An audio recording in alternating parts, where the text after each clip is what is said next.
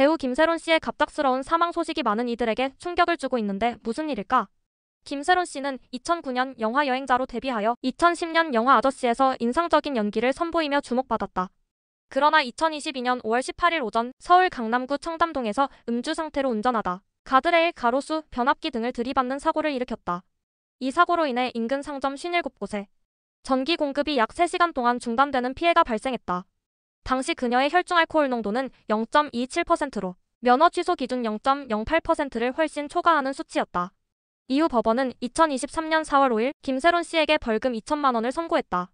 음주운전 사건 이후 김세론 씨는 연예계 활동을 중단하고 자숙했다. 이로 인해 주요 수입원이 끊기면서 재정적으로 어려움을 겪었고 벌금 2천만 원뿐만 아니라 사고로 인한 손해배상 등의 금전적 부담이 가중되었다. 일부 보도에 따르면 그녀는 생활비를 벌기 위해 카페 아르바이트를 했으며 그 과정에서도 지속적인 관심과 악성 댓글에 시달렸다. 김세론 씨는 음주운전 이후 온라인상에서 지속적인 악플과 루머에 시달렸다. 사고 이후 반성의 모습이 부족하다는 비난, 카페 아르바이트 관련 기사에는 이미 돈 많이 벌었으면서 거짓 동정심 유도 등의 조롱성 댓글, 한순간에 인생 망쳤네, 나락 갔으면 조용히 살아라 등의 조롱, 광고 계약 해지 및 위약금 문제까지 보도되며 더 큰 심적 부담을 가지게 됐고 악성 댓글과 루머는 그녀의 정신적 고통을 심화시키는 요인으로 작용했다. 김세론 씨는 자신의 SNS를 통해 우울감을 암시하는 게시물을 올리거나 힘든 심경을 간접적으로 표현하기도 했다. 특히 경제적 어려움과 악성 댓글로 인한 고통이 컸을 것으로 보이며 그녀의 심리적 압박은 상당했을 것으로 추정된다.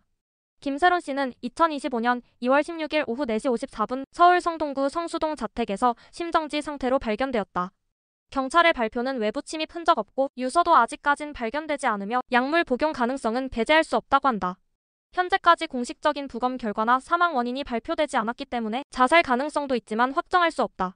다만 경제적 어려움과 정신적 스트레스가 극심했던 만큼 심리적 압박이 사망과 직간접적으로 관련이 있을 것으로 보인다. 유퀴즈에 나왔던 정신과 전문의 나종호 교수는 김세론 씨의 사망에 대해 사회적인 책임을 강조하며 안타까움을 드러냈다.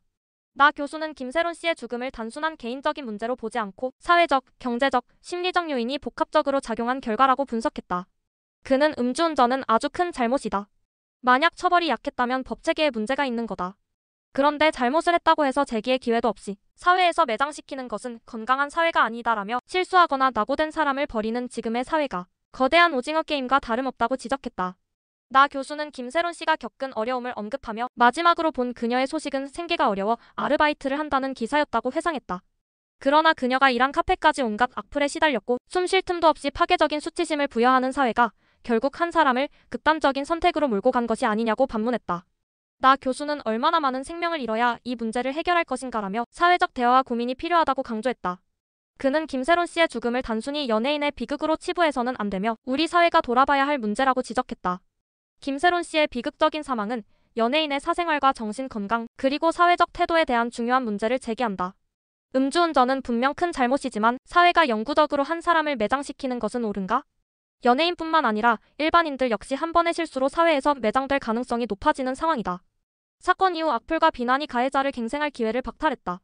연예인은 물론 일반인도 온라인 공격의 대상이 될 수 있는데 익명성을 이용한 악성 댓글에 대한 규제가 필요하다. 연예인들은 대중의 사랑을 받지만 동시에 극심한 압박을 받는다. 특히 연예계에서 낙오된 사람들을 위한 사회적 지원이 필요하고 심리적 지원과 재기의 기회를 마련할 수 있는 시스템 역시 필요하다. 김세론 씨의 죽음은 단순한 개인의 문제로 치부할 수 없는 사회적 사건이다. 그녀의 실수는 분명 잘못이었지만 이후 사회가 그녀를 얼마나 가혹하게 내몰았는지를 되돌아볼 필요가 있다. 우리는 실수한 사람을 영구적으로 매장하는 것이 아니라 다시 일어설 기회를 주는 사회가 되어야 한다. 악성 댓글과 무차별적인 공격이 한 사람을 얼마나 벼랑 끝으로 몰아갈 수 있는지, 그리고 우리가 이 문제를 어떻게 해결해야 할지 깊이 고민해야 할 시점이다.